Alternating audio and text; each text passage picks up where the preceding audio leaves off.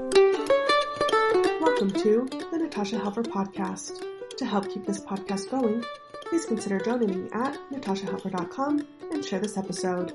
To watch the video of this podcast, you can subscribe to Natasha's channel on YouTube and follow her professional Facebook page at Natasha Helfer LCMFT CST-S. You can find all her core resources at natashahelfer.com. This podcast addresses many topics around mental health and sexuality. It may not be suitable for minors. Some topics may elicit a trigger or emotional response, so care for yourself accordingly. The intro and outro music for these episodes is by Autocrate. Hello, everybody, and welcome to another episode of the Natasha Helfer Podcast, where we try to attack shame from all different kinds of angles. Community stories, education, professionals, research, anything we can throw at it, we're going to do that. So today I have Kelly Truss back on the show. She was on the show just a few episodes ago. If you're listening, you got to hear her great story. Well, I think it's a great story of how she's reclaimed a lot of her body and her sexuality after having been raised in a high demand religion, which both of us come from the same kind of background as far as Mormonism is concerned. We face, like in a lot of high demand religions, a lot of kind of sexual prohibitions, a lot of ideas about how you should live your life sexually in order to be right with God and your community. And when you don't follow those mandates, either because you have different values or because, quote unquote, you're making mistakes along the way, you get kind of punished pretty severely in some of these realms. And Kelly's story and my story also have a similar background in that both of us were disciplined by being expelled from our college university. So mind you, yes, we were both adult women having consensual sex with partners, but because we went in and confessed, which is kind of what's expected, then we were found to not be abiding by the honor code at this, religious university. And, and so we paid not only like ecclesiastical price for that, like a theological price for that by being called to repentance and such, but we also paid an educational cost for that by having our studies and our tuitions and all of that interrupted. And that's kind of an interesting thing to think about, that happens in this country here in the United States, where a lot of these universities are also federally funded. So this kind of goes back to the age-old discussion between church and state and who has the right to do what, and what kinds of things are appropriate and what kinds of things are harmful. So that's a long introduction to get us to today, because I think both Kelly and I have a lot of similar interest in dismantling sexual shame. So one of the things we talked about continuing a conversation, and why I'm so glad that Kelly's willing to talk today, is to have a conversation on ethical non-monogamy. And this is a topic that is definitely gaining a lot of interest. I've seen a lot of articles in the media. There's more people being willing to talk about it, but it still remains fairly taboo. It's fairly taboo practice with a lot of myths, a lot of misinformation, a lot of kind of discriminatory or judgmental kind of attitudes towards people who practice ethical non-monogamy. Like, isn't that just a fancy way of saying you're cheating? Or isn't that, like just wanting your cake and eating it too? And so there's still a lot of kind of like moral underpinnings that where people get faced with a lot of worries. And as I've been working more and more with folks in my practice who are interested in ethical non-monogamy, one of the things that comes up so often is just that they're doing so in secrecy, because they are so worried about how their family or their community or their kids, friends, parents, and all those kinds of things. What are they going to think? And are we going to be ostracized? And sadly, oftentimes when they do come out or something is disclosed, oftentimes there is a bit of a scandal, and that can be really hard. So this is just one more way that we as a society shame people for their sexual choices, for their sexual orientations, for their sexual preferences. And so I just want to have a discussion, at least one person's experience, since they're willing to share. And so anyway, that's my long introduction. Kelly, welcome back. What do you want to say to get us started after all of that? You were talking about how it's been in the news a little bit lately. I think a lot of the things that people see in your area are primarily about the Draper moms. Okay. And I will say, it's funny because I got asked one time, like, do you know a Draper mom? And I'm like, what? No, I don't know them. Like, they're just a group of friends who decided that a little bit more open lifestyle was for them because they had grown up in a very strictly sexual environment that didn't allow any exploration. Then they got married, and then they decided with their partners that they wanted to explore that sexual side, but still stay together. And the part where they got tripped up on, which I think is probably the most important thing in an ethical, non-monogamous relationship, is communication.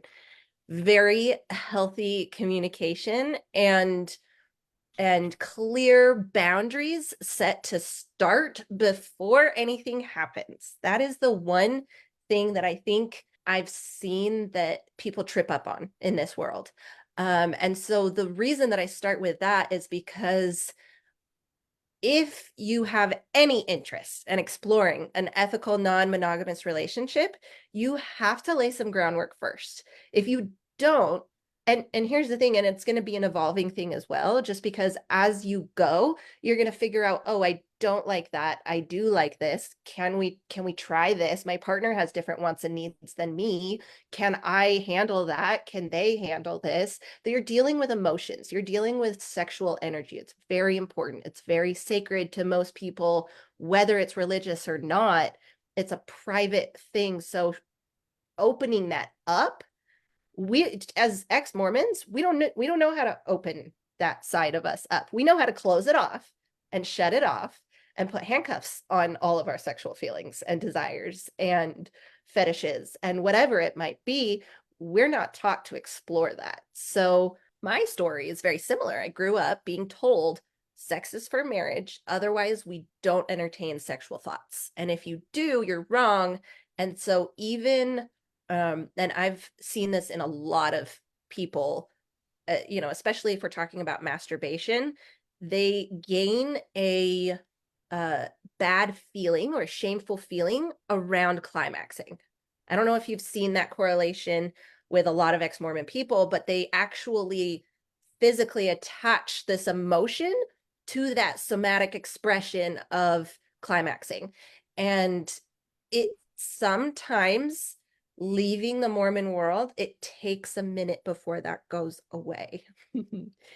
And it is an active practice in your head to become one with your body again in order to understand what your sexual desires are. And I couldn't even start to do that until I left the church, until I was divorced from my husband, which I got married at 20 in BYU. I still had 2 more years of school. We finished out school together. We grew up, we got jobs, we turned into different people. And then we realized we wanted a lot of different things in life, and we weren't able to explore those things because we were holding on to this kind of phantom idea that still existed in our marriage, that it was an eternal marriage that was going to last forever and that we needed that bond and connection for our child. I think we were holding on to that for a really long time and thinking that that was so vital. And the moment that we said, you know what, this is not even happiness in that world for us, we separated. So we didn't separate because I wanted an ethical, non-monogamous relationship and he didn't. It's because of all of the things that happened in us not being able to communicate those things to each other that turned into messes and mistakes and stepping on people's boundaries because we didn't know how to communicate those wants and needs. I mean, there's a lot of terminology in this world that I think we can start to define. So one thing that, if you're talking about vanilla relations, that's usually like very simple positions. You're not going to be doing a lot of foreplay, maybe. I feel like that's what my idea of a vanilla sexual situation is. It's very much, you're getting naked, there's penetration, man comes, really, it's not even about the female coming, and then you're done. And that was it. And that was great. And you had vanilla sex. And honestly, I feel like that is the type of sex that I was encouraged to want growing up. Does that make sense? Oh, I know it's kind of sure. weird, but without being told directly, it was like anything else is questionable, so we can't say that it's okay.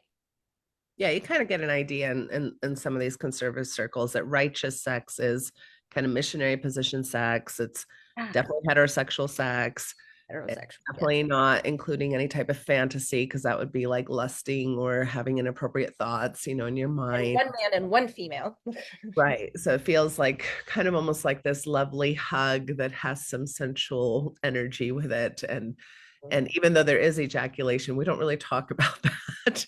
Don't you Or talk about that? orgasm. So, Nobody taught me about any of this. So as a kid who was very sexually charged, I just said, I'm gonna go find this information for myself, right? Because that's what you do. And so I pushed my boundaries a lot for a Mormon girl. I was definitely considered a bad Mormon. I wasn't following the rules strictly. I knew what I was supposed to do. I knew the doctrine. I even believed in the doctrine, but that's where the mental aspect gets separated from the physical aspect, and it can dampen the experience overall if they're interfering with each other, right? So I think ethical non-monogamy is creating a situation with your partner to be able to explore those sexual boundaries without the stepping on each other's boundaries and the messiness and the lack of clarity on what each person wants in that situation. yeah, so So, before we get there, just a few thoughts I have just to kind of put disclosures here on this whole topic. So as we talk about non-monogamy, it's interesting that right away we have to preface it with the word ethical. And it's yes, interesting somehow that we don't talk about monogamy that way. We don't say, well, when you're ethically monogamous, true. right? Which, even a lot of the issues that you're just bringing up, like if you want to be successful, it takes, agreements, and it takes successful communication. And I'm like, I mean, these are basic things that I'm working with my monogamous couples on that are just not very well developed skills in most relationships. We really just don't have good relational skills. Mhm. You get some marital, or you get some sex ed that's about really not having sex, when you're a teenager. But you don't, I mean, who had a relationship class? Who had a class where they were like, here's maybe some ideas on how you should resolve conflict, or here's some ideas on how you can, express emotion, and here's some ideas on how you can tolerate the emotion that a partner might share with you while not, blowing up and having your own emotional dysregulation. And so I always kind of chuckle when people say, "Oh no, non-monogamy, that's so risky. That takes, like so many other things." And I'm like, well, it doesn't take a whole lot different than what it takes to have successful monogamy. And because it's taboo, we think that it's just going to destroy people's marriages or destroy society or whatever. When monogamy doesn't have that great of a track record, right? I mean, we have about I think it's about 30 to 40% of first marriages are ending, in divorce. And then of course that number goes up quite exponentially if you're on a second or third marriage. And then even for people who have been married or partnered for long periods of time, that the rates of having at least one bout of infidelity, however people are going to define that, which of course that's different for every couple, that's pretty high as well. That's like in the 30 to 40th percentile. So it's not like monogamy is like winning, right? I think how we do monogamy or how we do non-monogamy, I think has to do a lot more with intelligence skills in regards to emotional intelligence. And that's, I think, what we're lacking regardless of the relationship structure. So I just want to say that. And we're not here to say that monogamy is bad or non-monogamy is great. We're here to just say these are relationship structures. I guess one of the things before we start even talking about how to do it well, I'd like to talk about what made you start thinking about non-monogamy? How did you start even considering it as an option, especially since it's something that is so taboo?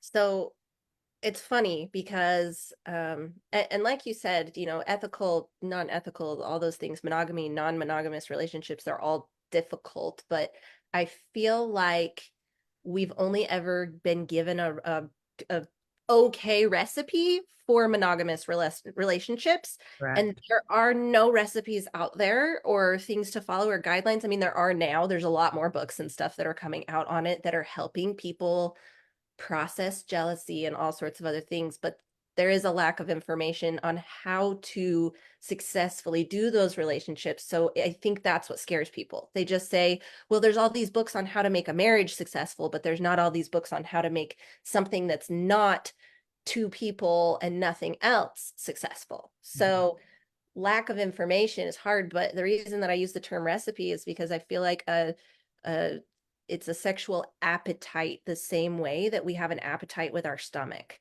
And I can cook up a recipe of chicken and rice a certain way that I like, and someone else can cook it a different way that they like. And it's the same thing, but it's also completely different because it's for me or it's for them. Like, and that's the thing. Maybe they like Chinese food. Maybe chicken and rice is not their thing. Although I shouldn't pick Chinese food because they eat a lot of chicken and rice there. But okay, so maybe tacos are their thing. Okay, so they don't want chicken and rice. They want tacos. And so, but they don't even know how to say, I've been eating chicken and rice all this time and like, it's okay, but I really want tacos and I don't know how to get tacos.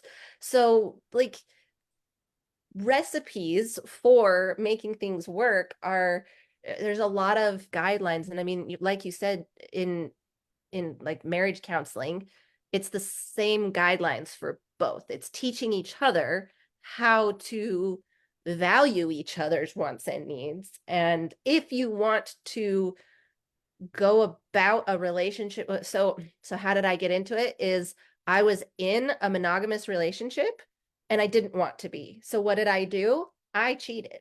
I stepped outside of the relationship. And mind you, we were talking briefly about, threesomes, adding another person in every now and then kind of thing, but we weren't talking anything about having an ongoing anything outside of the relationship. So my husband was not okay with that. And I knew that, but I was like, that's not the life I want. And I had no idea how to communicate that to him. And so I just went and started living that life. And then honestly, when he found out, I was just like, all right, let's get divorced. Like it was so, I look back now and it feels cold-hearted, but it was really, for me, it was just like, yeah, I really don't want this. You're right. Like, I don't want this situation.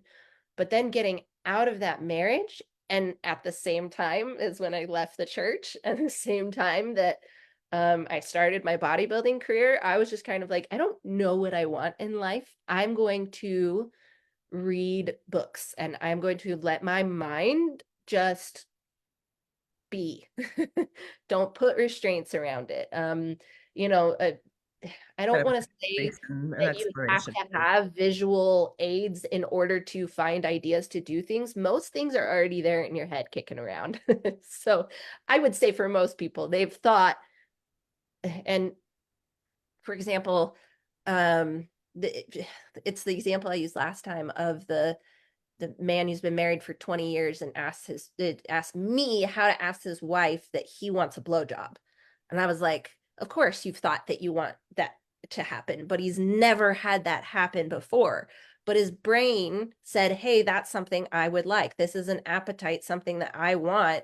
And the only person I know how to share it with is someone who's more sexually open than my wife. And I'm like, okay, that's not quite how we do that, because that person is the person that you chose. But here's maybe some tools. We got to feed tools into these relationships to be able to make them work better. That's what marriage counseling gives us, tools, is here's how you can set this up for success, but still make it yours. And for me, you went on kind of like an exploration period. Like, I did. I read a book, The Ethical Slut.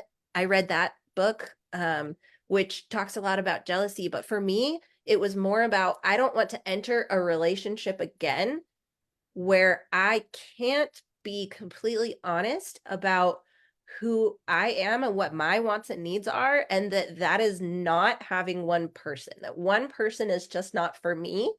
It makes me feel suffocated. It makes me feel like I don't have that ability to explore at all, which is something that was taken away from me growing up. And so it's not only is it triggering for me, it's just something that I don't like and didn't enjoy from the start, but didn't really know that. Honestly, growing up, I always knew I liked both males and females, but because I did like males, I was okay in the church. You know what I mean? I survived and I married a man.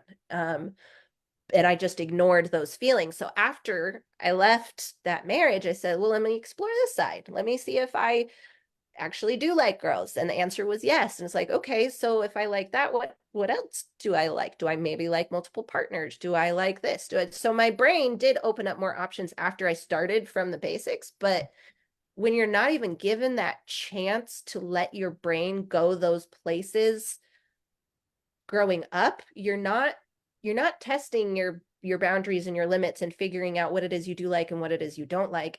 And that's what causes people to step on each other and cheat, is what I say, because it's like you said, it's not cheating if you're, and I hate the word cheat because for me cheating implies secrecy and dishonesty. Okay, for me it's that you're not telling that person who you promised something to that you are going to behave in that way. I mean, cheating in a board game is, I promised I was going to play the game this way. You're not playing this way. I don't want to play this game with you because it's not going to be fair, because you're going to either have an advantage or I'm going to have an advantage instead of us all playing by the same rules. Yep.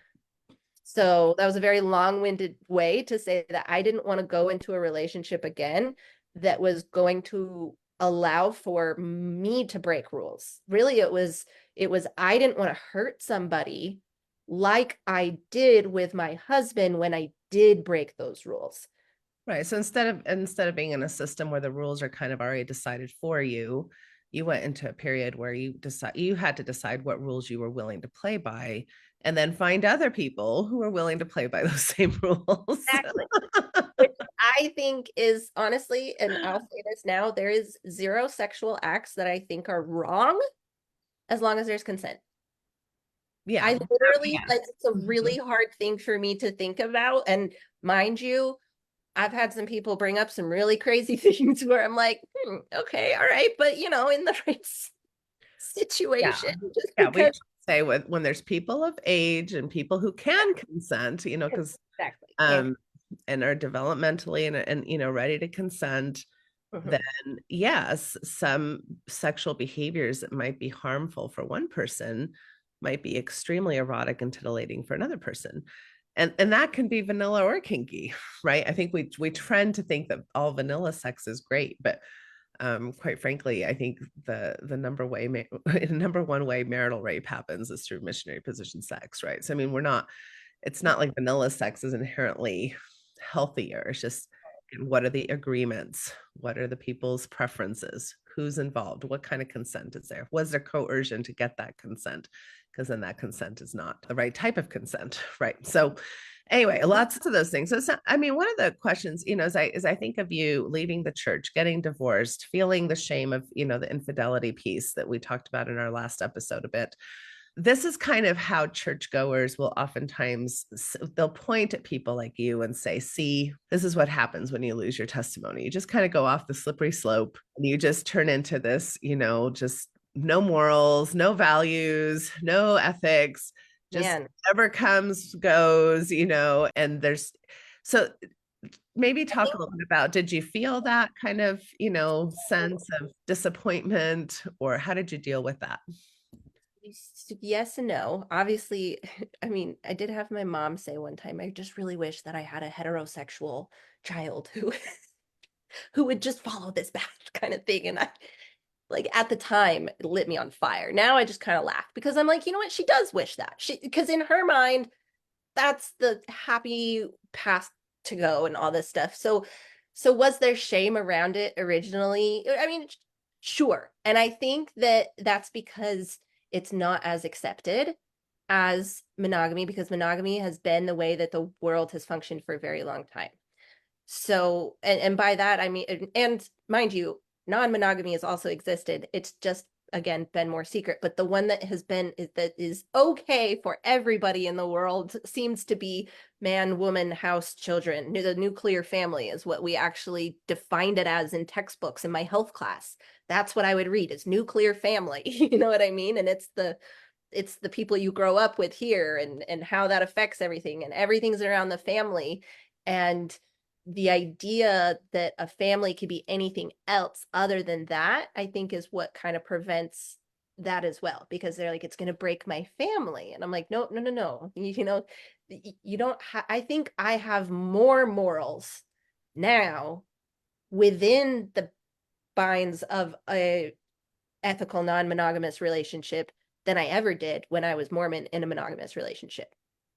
I truly believe that the more that you learn about your own sexual boundaries and what you're comfortable with and how to love yourself and your body, the more you're able to help your partner do the same for them and to be an asset to that, not ever to be something where I'm the reason that my ex-husband has a sore spot with cheating. You know what I mean? Like, I don't want to be that for anybody. I don't want anybody else to be that for me. I don't want to be scared of somebody because I'm worried they're going to sexually assault me or that they're going to cross a physical boundary that I'm not ready for. That's still part of my morals and boundaries. I don't just frolic around naked. I have a loving partner who I communicate with regularly about anything that I might think would cause friction in our relationship. And the more open I am about it, and the more I express those things and desires that exist outside of a monogamous relationship, the closer that we get, the more of a bond we have, and the more ethical it feels. I don't know how to say that another way, but it feels like a breath of fresh air instead of it's my job to monitor my partner's whereabouts and what they're doing with their own private parts. Like it's not my body. I don't own that body because I love it and support it and want it to be around me. Mm-hmm. I don't own it. Ultimately, if I love my partner, that's their body. It's their choice. And so that's something that I feel like has more respect and more morals and more ethical guidelines than any marriage that, mind you, only costs $150 in a signature.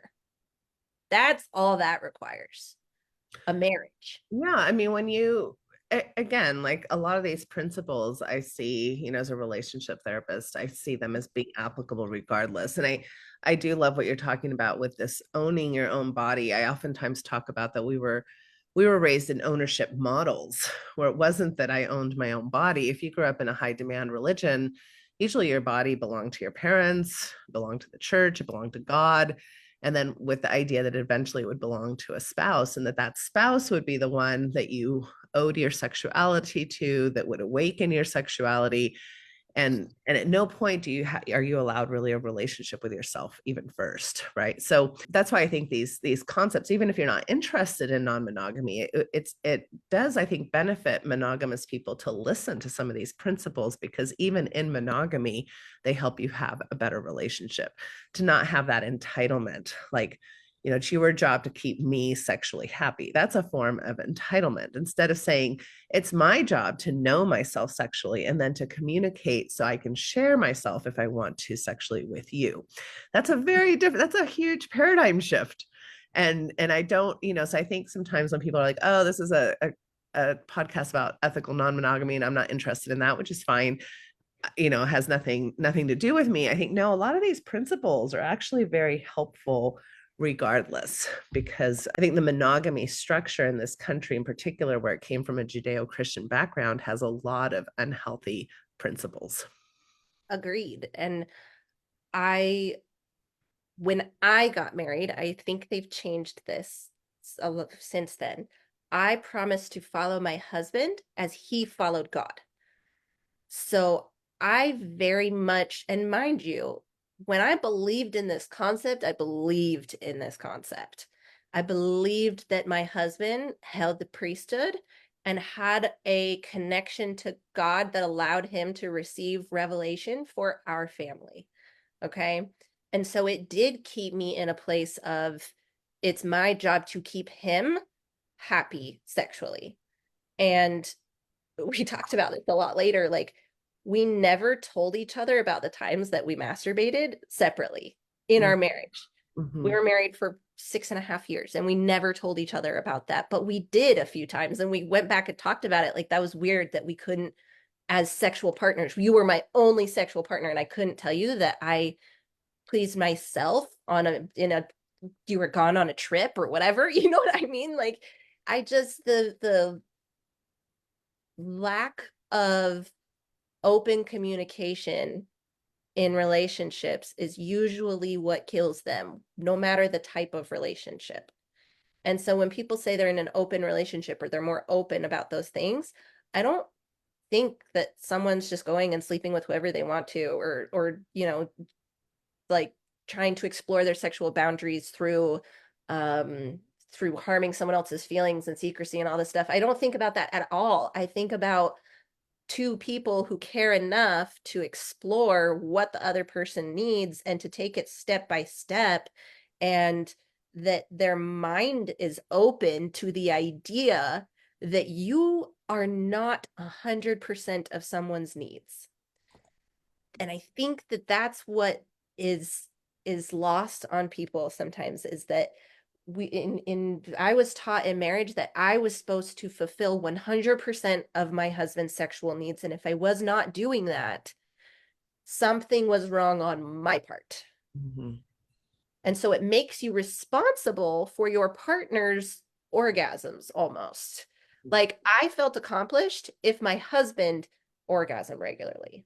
But I also don't think that that was taught the same way to him in that way, that he needed, I mean, mind you, he also grew up in a wonderfully progressive family who, it's not that he never pleased me. We had a wonderful sexual relationship. It's just that the way that we were taught was that I was supposed to please him, and that him pleasing me was an evolved way of going about a Mormon marriage, which to me just sounds kind of crazy, because pleasure in a relationship, I think, is so important for intimacy and bonding and all of those things. So if you can't do that in a way where you really feel fulfilled, then the lack of fulfillment is usually where we step outside. Is there was a need that I didn't have met, that I needed to step outside. It wasn't that I wasn't fulfilling his needs, or I didn't feel like I was enough for him or anything. It's that I had something going on in my head that I didn't know how to process.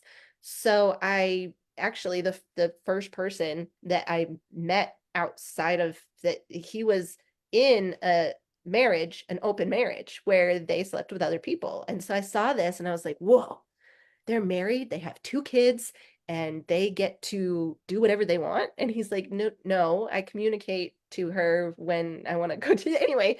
But for me, at first, it seems like a do whatever you want scenario, but I don't, that's why we have to tag on the term ethical, because, but again, it could be an ethical monogamous relationship. It could be an ethical non-monogamous relationship. You're right. But we do tag on ethical and non-monogamy because it's, the ethical lines are not as clearly outlined for people. Right. Whereas marriage, it's, you can more or less assume that it's those two, and that's it. That's the assumption to start with.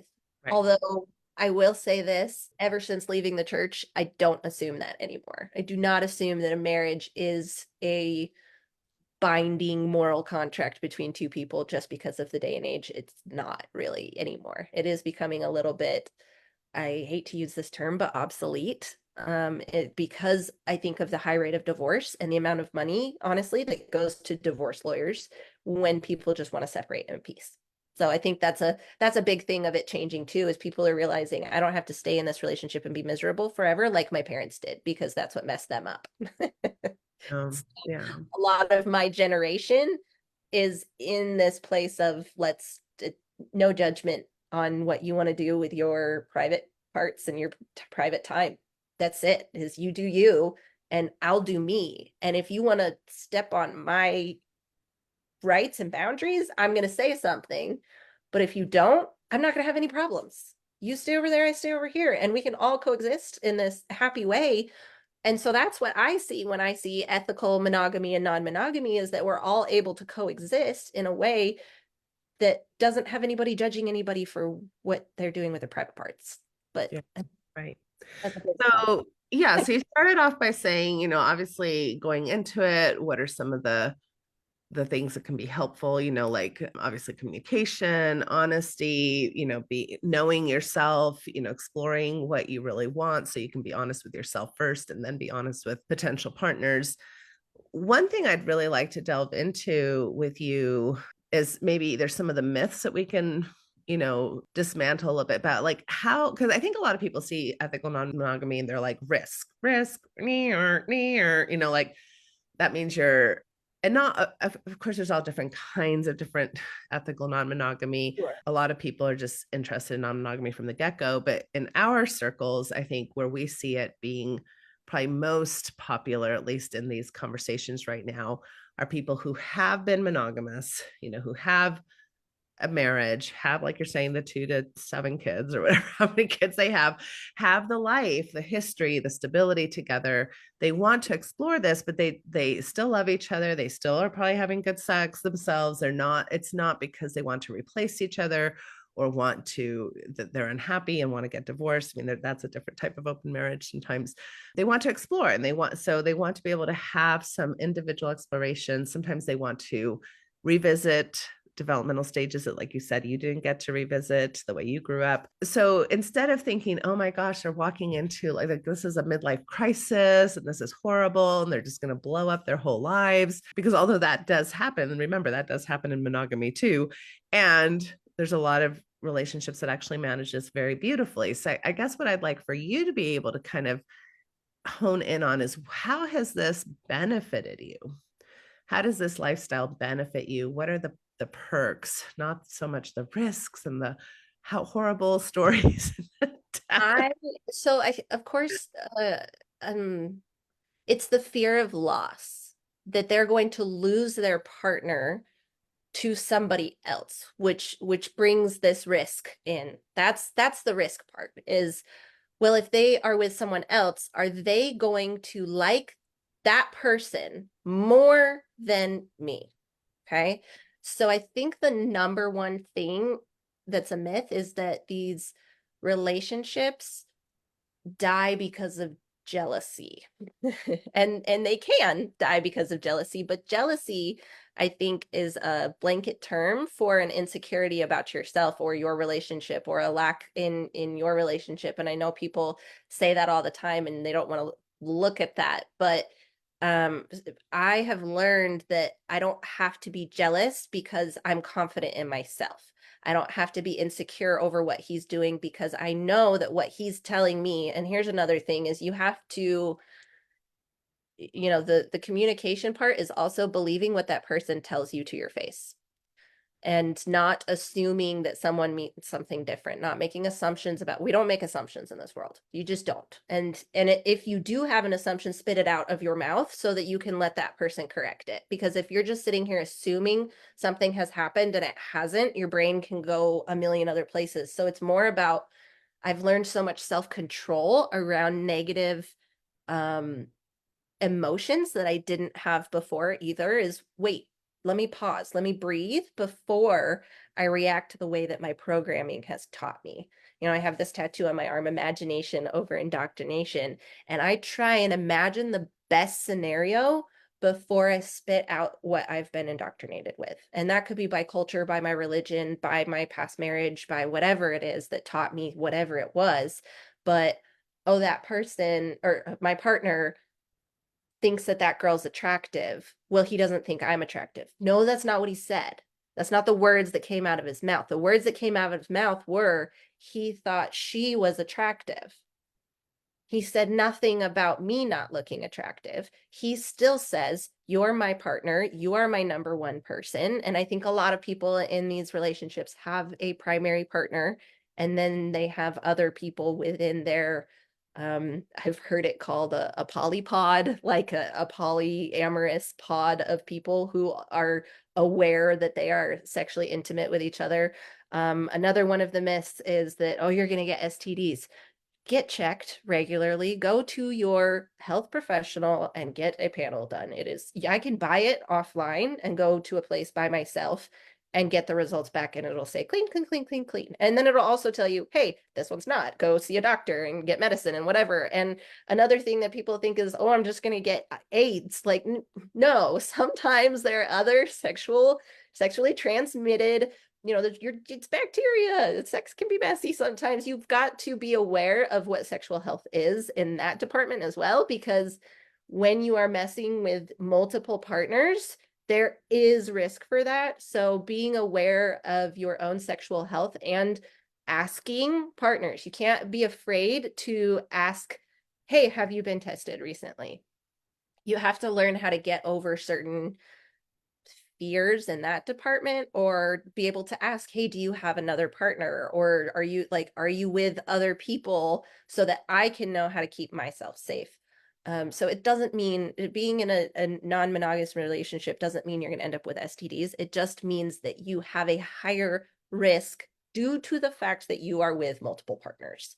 And that also doesn't And mean, like you said, even if you do, they're not as scary as I think we were taught that they were, especially in the 80s and 90s, with kind of like this idea that if you had sex, you might die type of a thing. But the other thing that's interesting, because I've looked up, the research numbers on this, it's not that really that there's more STIs in non-monogamous circles than there are in monogamous circles. well, that's what and I love that Tells you brought that you, up.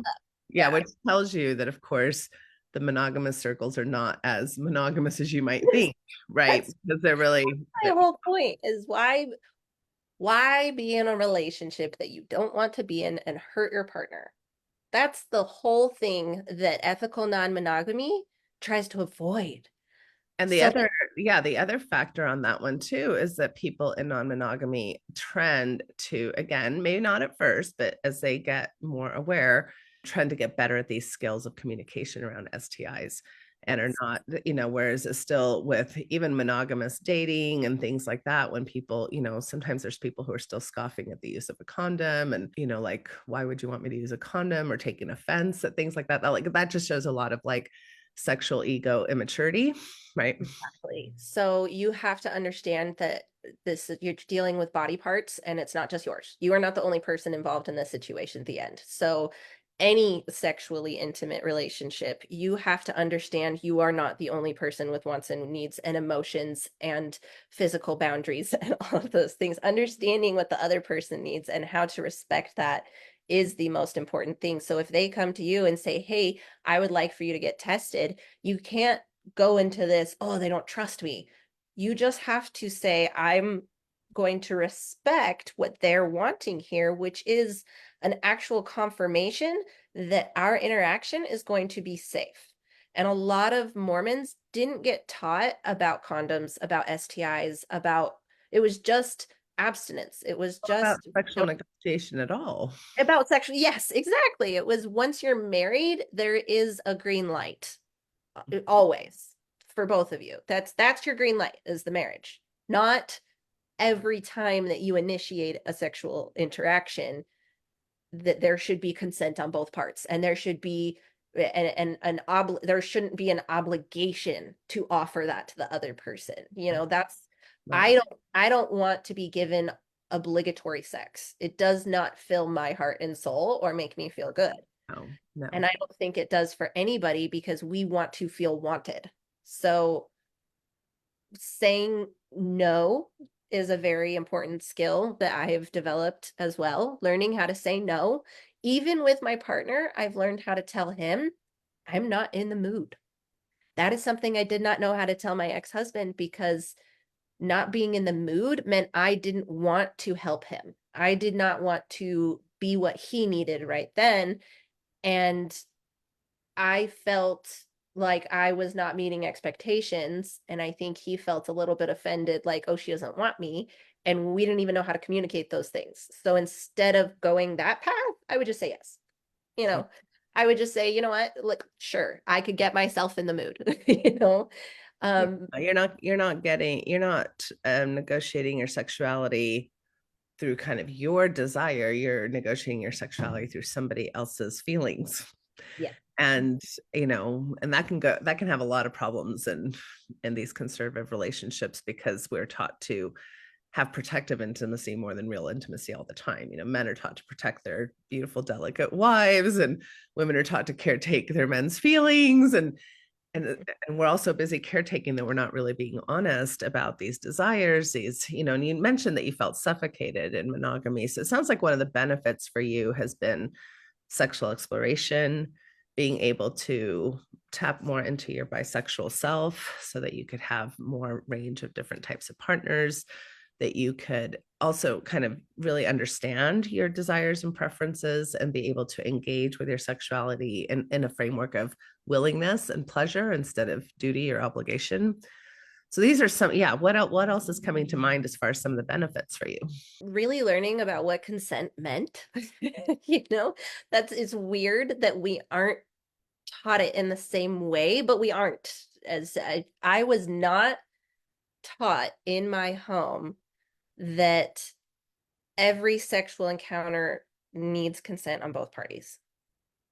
I don't think I was ever taught that. I was taught that sex is for marriage. And so that's the only qualification in my head that allowed for that to happen. So getting to a different place there of opening my mind, it allowed me to open my mind to a lot of different things besides that as well. Just that every person has a different formula for their life. It translated into different categories that didn't even involve my sexual side. It involved and beyond that, understanding that everybody is individual. It helps you accept yourself because you are not weird or strange or wrong. That's another thing that a lot of people who want those things, because it's not talked about as much, they feel like they are wrong for wanting it. Like I had another person asked me one time, like, am I wrong for wanting to wear women's underwear? I was like, what's wrong with that? Is it just you? Is anybody seeing? Like, like go ahead, feel okay, but no, it's not wrong. Like nothing's wrong. Wear what you want to wear, feel what you want to feel. Does it make you feel more confident when you're out in public and you're not harming anybody else? It's just this concept of right and wrong, and people want to put a label of wrong on something they don't understand.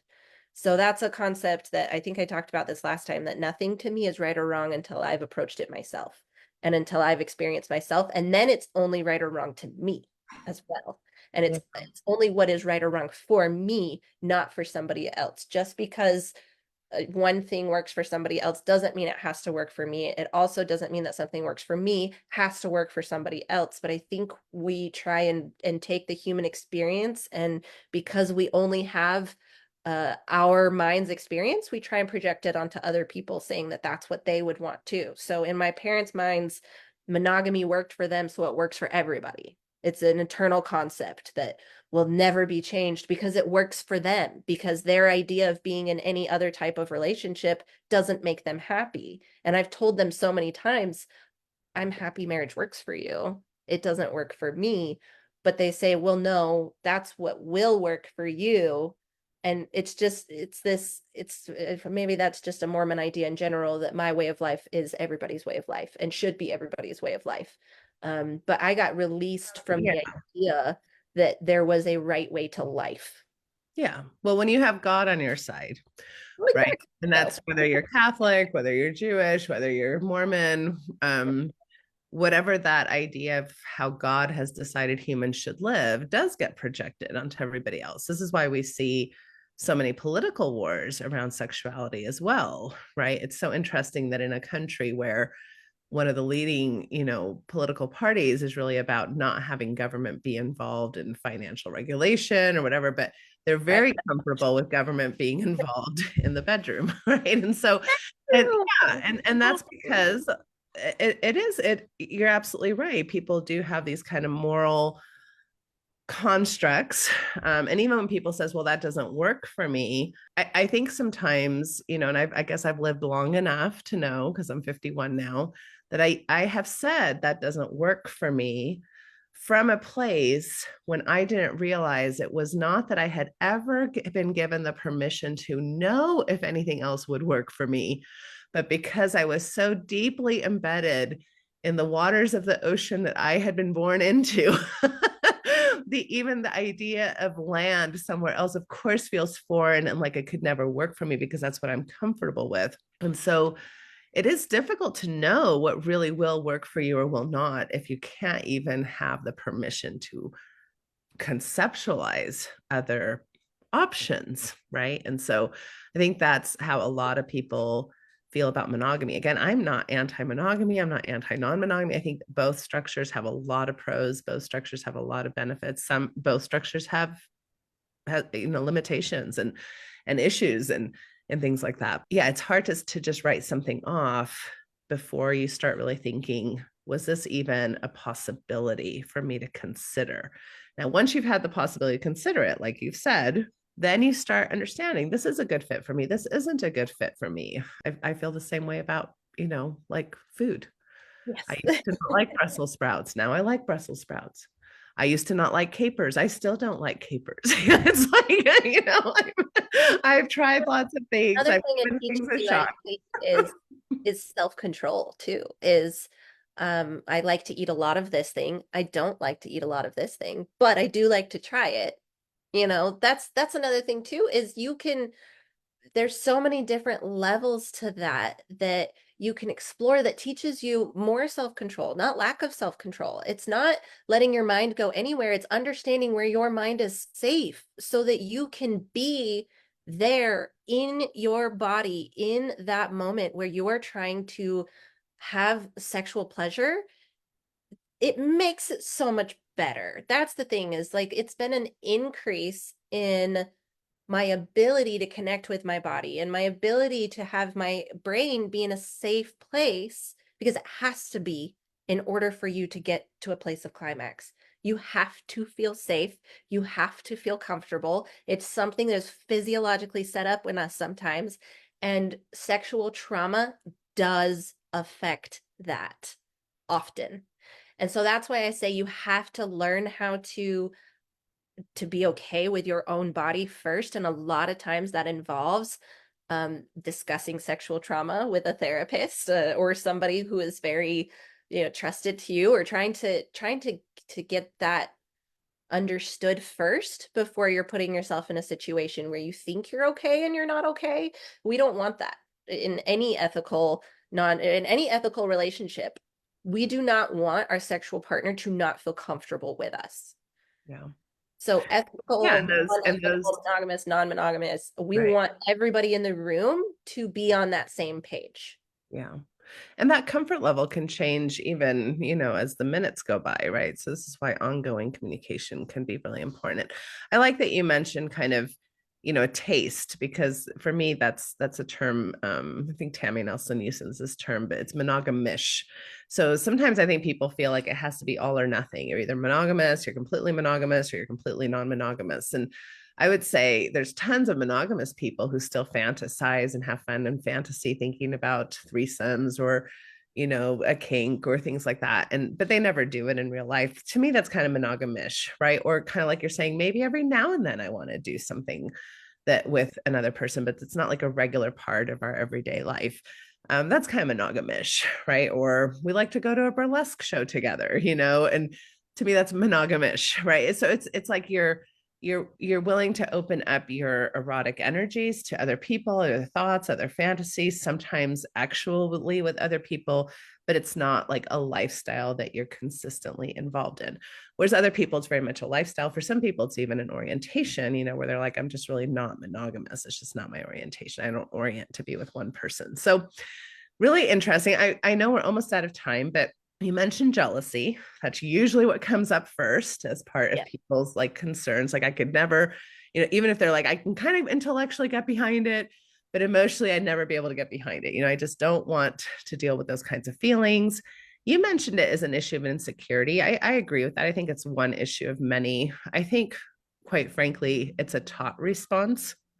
We have been taught to be very possessive of romantic partners. When you think about country songs, any romantic song, you think about, my man, my woman, my this, my that. And, a lot of movies and kind of role models of like, oh, I'm going to beat somebody up if they've stolen my woman or my man. They react extremely negatively to someone else ever tampering with the sacredness of my relationship. Yes. I just want to put out that thought for people that this may not be a natural response as much as it is a learned response, because we do know that there have been throughout the history of mankind, non-monogamous cultures where that was the norm. And so I just want to, we don't want to assume that humans are meant to have these feelings, but a lot of times we learn them. So what are some of your thoughts about what you've noticed both in dealing with maybe a partner's jealousy of your, behaviors or your thoughts, or even your own? What are a few thoughts that can help with that? I will say that I myself have unlearned jealousy to a great degree, but it has taken practice. It has taken a step back from the situation. I think that's a big thing that I've learned, is that you have to, the assumptions word I used earlier, you can't make assumptions about these situations. If a man, let's say if my man comes to me and he says, I have an interest in someone else, I could go a million places with that. Okay. My brain could say they've hooked up already. He hasn't told me about this. How long has this been going on? And I can just go on a million places. So, unlearning jealousy is about stopping your brain again from having that programmed response that it's had. Is, let me ask for more information first before I create a response. But again, that's just a self-control issue in general, is let me think twice before I start slinging bad things. I know that you said this is an open area for swear words, but slinging shit is a fun word. So anyway, so before we start doing that though, just stop, pause, time out. Okay, what's give me more information here. Why are you even bringing this person up to me? Also, I have found out that he has a different frequency for what he wants me to do. So that's something I've had to communicate with him as well, is that he has this idea of what my frequency is. I have an idea of what his frequency is of being with different partners. And those are different ideas. And people can have different ideas on that and be together. That is another thing that I think is a myth, is that if there is a monogamous person and a non-monogamous person, that they can't be together. I'm like, whoa, whoa, whoa, whoa, whoa, hold on. Just because Jerry doesn't want to sleep with other people, but Martha does, you can still be together. And if Jerry says, yeah, Martha, go do whatever, yay. Yeah, that's And he's not wrong. Yeah, like asymmetrical or non-parallel non-monogamy. That's sometimes that's called. And yeah, there's lots of reasons why people might enter into those types of agreements. You may have even just an orientation thing where maybe one person is realizing, you know what, I think I'm more asexual or gray sexual. I mean, I've been participating in duty obligatory sex. That's not really going to work for us. We love each other. We have a great marriage. We have a lot of things, but I want my partner who is sexual to be able to enjoy those aspects of their life, but it's not going to be through me, right? And so that's that. I work with so many couples where there's an asymmetrical non-monogamy agreement for very, valid reasons, health reasons, orientation reasons, interest reasons, age differences, all kinds of things. I also think that within relationships, monogamous relationships, you'll have different levels. Like, for example, my sister is just a very flirty person, or flirtatious person in general, whereas her husband is not, but they still only sleep with each other. You know what I mean? And so understanding people's natures too, and the things that they need to feel fulfilled in life, even if it's just, well, I need to get hugs from other people because I can't just have physical contact with one human, and that's not what makes me feel fulfilled. It can go to every single level of relationships where it's the idea of fulfillment. So I have completely given up the idea that I can meet 100% of any person's needs on this planet. That's not me as a human. I'm gonna fail. I am not perfect. I am my own all human. given up on that idea. I hope we've all sure. I hope so too. But there are some people out there though that are still beating against a brick wall, trying to be 100% of somebody's needs when they have clearly told the other person that's not the case. So I think, being self-aware about not being able to be that for somebody, and that you can't, because you are going to fail, and because you are going to have your own wants and needs that are different than someone else. It's just how human bodies work. They're set up differently, and it takes different formula for them to get to that place. If you are willing to go through the process of figuring out what someone else's formula is and do it with consent, I call that a loving relationship. Yeah. No matter who the people are, no matter how many people are, no matter what their who they were at birth, who they are later, whether they thought that 5 years ago, or if 10 years from now they give it up. It's life, and it's beautiful, and it's messy, and we get to make those decisions for ourselves. And that's something I didn't even know was possible until I left this completely restricted, high demand religious environment. If you want to take it to an even further extreme than you or I had, I just watched Daughters in the Cult. Oh, And yeah. Mhm. that show, they were told from birth, you're going to marry an older man and you have to be okay with it, and you're going to have children with that person. Yeah. And I'm grateful I didn't get that. I'm so happy I didn't get that, that I was able to leave and explore all these things. And I know a lot of people don't feel like they're even able to do that. But in that situation, if you feel like you aren't able to explore something or do something that fulfills you in life, what life are you living? Yeah. So that was it for me. That's Is it's because, not endure to the end, it's fill your life with happiness. yeah, right. Yeah, no, I totally agree. I think that a lot of times I've spoken with a lot of couples where just broaching the topic felt like a betrayal. Like if somebody would just even say, "Hey, I've been thinking about non-monogamy," or I'm interested in having a discussion with you about non-monogamy, that can feel in of itself, again, because of the cultural ocean we're swimming in, that can feel like, oh my gosh, what are you telling me? Are you telling me you want to get divorced? Are you telling me you're not into me? Are you telling me I'm not sexy enough for you? Are you telling me you don't desire me? Oh, it's like all this fear-based stuff. And so I really appreciate you coming on the show and talking about just your personal experiences. And I think some of the things you're hoping people will start to deconstruct. Again, deconstructing these relationship paradigms doesn't mean you need to step into non-monogamy, but I think it even benefits your monogamous relationships when you start deconstructing some of these structures that we grew up thinking it had to be this way. One of the things that I do, just to kind of put myself out there a little bit, and then I'll ask you to kind of also comment on how people can reach you and some of the ways that people can benefit from your resources. But I offer a non-monogamy support group. So for couples who are kind of usually in this situation where they're together already, they've been in a primary relationship, and now they're wanting to open, or they have opened but have come across maybe some hurdles or some wounds and don't know how to repair. Because again, even though there are some good books now out there, I mean, Ethical Slut, Opening Up, Polysecure, there's, I've got several on my website if anybody wants to ever check out my library resources. So that's at natashahelfer.com.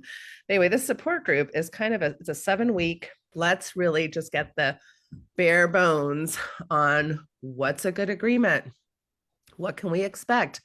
What are some of the reasons we may have wanted to, be curious about this? What are some of the hurdles that we might face or are already facing? How do we deal with jealousies? How do we make sense of jealousy? How do agreements shift and change? How do we take a flexible approach? How do we take it as a kind of exploratory approach instead of thinking once we've made a decision, it's a forever decision? So many of the things that you've been bringing up is what we cover, not to mention whenever you're in a group, you're already one of the main things that people in my past groups have said. It's like, it's amazing to just be able to talk to other people who are interested and who have done some of these things or are interested in doing some of these things, because we're in isolation. We don't tell anybody, we are hiding. And so to have a space where you can talk, it's just, so helpful. All right. So tell people, a little bit about how they can reach out to you. And I know you have your bodybuilding business, but anyway, just go ahead.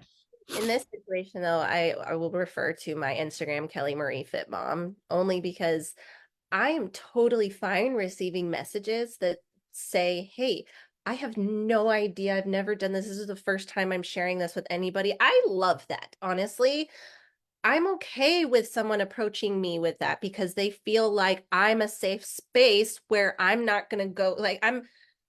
Granted, I don't have a patient doctor confidentiality agreement of any sort. Okay. But I will throw this out there. I'm not going tattling on anybody because that is not what we do when we're adults. That's not my job. It is not my job to monitor and police other people, only myself. Right. And I gain fulfillment in helping other people on their journeys. And in whatever way that I can do that, I'm okay with sharing something about my life or giving my opinion even on their situation because I've explored this topic so much. And because I've done it in a post-Mormon setting, I have tried to really unearth this as well, mainly because I thought I was messed up my whole life, but then I wanted to understand myself. So I went and I understood that I am okay as I am. That was the biggest thing that I learned, is that you're okay as you are. Your wants and needs are important and are of worth and can be addressed in a real life situation if you feel the need and want. And being able to get into that space for myself was the most empowering, freeing thing ever. And so if I can help anybody get to that space, I want to help, because that's my only thing to ever want to do for the rest of my life, is to help people not end up. Honestly, I divorce was so terribly awful that I don't want other people to have to go through that if they don't have to. Or if that's what's for you, then that's what's for you, and that's okay too. But things don't need to be so negative when things don't line up. That's okay. Different people are okay. That is what the world thrives on, is differences and individuality and beauty, and then figuring out how to coexist with all those differences, with all that beauty, and not make it seem like it's something that's against nature or that's wrong in any way, shape, and form because someone else told us so. There. Tell me your Instagram page again. So it's Kelly Marie Fit Mom. Okay. That's my Instagram page. So if anybody wants to reach out through there, I'm totally fine helping you on your journey. But also, that support group sounds amazing, because really a lot of these situations just need to be talked out, because sometimes our brains aren't able to process them the way that we want to, and we need help. And that's the best thing is open communication with people who have some sort of, they've been here before at the very least, and they've done it, and they've tripped and done the tripping and falling and came out the other side with life lessons that could help them get through their trips and falls, because that's what life is about. You're never going to be in a relationship where you're not going to mess up. Yeah. So yeah, exactly. Get it together and do it in a wonderful way. And like I said, that's a beautiful relationship to me with anybody. Yeah. So my group starts at the end of January. It's 7 weeks long. I believe it's Wednesday or Thursday night. You'd have to go look, natashahelfer.com/groups. I do have space for 4 more couples at this point. So that's this. And I only throw it about twice a year. So if you want to take advantage, take advantage. And otherwise you can get support at Kelly's Instagram page. But hope you enjoyed the discussion. Hope that it helped you answer maybe some questions, and hope that, again, like I said, regardless of your relationship structure, that it helps you just kind of think through what are healthy principles of relationships, right? So healthy principles of relationships. What makes my relationship ethical? Am I able to express my desires or my interests, even if we don't end up doing them? Can we at least talk about them? Is that safe? Is that something that we have resilience for? Do either one of us get so butthurt to that we can't even talk about certain things, and then that means we're not very resilient? Can we at least be safe enough to have interesting, complex, erotic conversations? None of us have been taught how to have erotic conversations. So there you go. Thank you, Kelly, again for your time. I so appreciate it this Saturday morning. Take care. Bye-bye. Bye. Thank you for listening to this episode of the Natasha Helfer Podcast. To help keep this podcast going, please consider donating at natashahelfer.com and share this episode. To watch the video of this podcast, you can subscribe to Natasha's channel on YouTube and follow her professional Facebook page at Natasha Helfer, LCMFT, CST-S. You can find all her cool resources at natashahelfer.com. The intro and outro music for these episodes are by Otter Creek. There is a place where time slows to nature's pace, and there is space there to find yourself in her embrace. Some places should be left alone. Now, so we can always go to the homeland of the heart.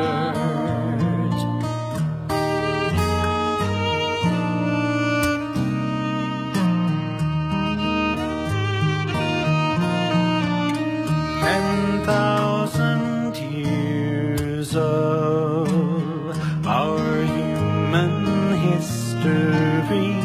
etched on her canyon halls, alongside Earth's mysteries. Some places should be left alone. Not ich geschehen alone.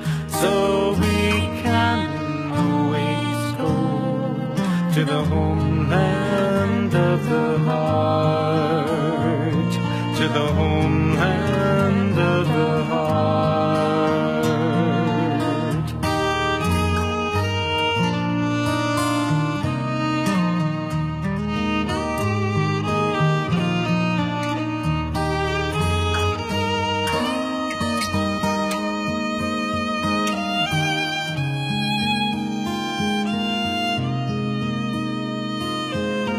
Deep in our cities,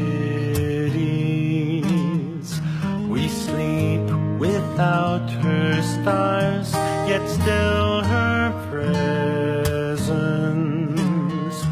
sustains us from afar.